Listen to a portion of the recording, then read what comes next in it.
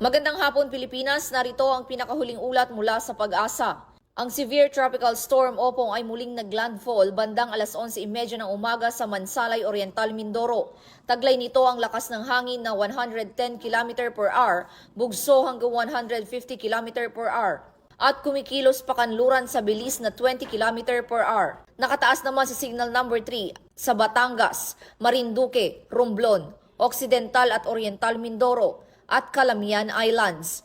Habang nasa signal number 2 at 1 ang ilang bahagi ng Luzon at Visayas, kabilang na ang Metro Manila.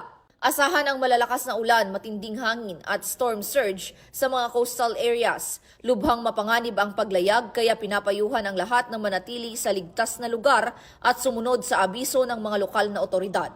At yan ang ating weather update sa mga oras na ito. Ako si Patrol Woman Fe Octaviano para sa PNN Weather Update.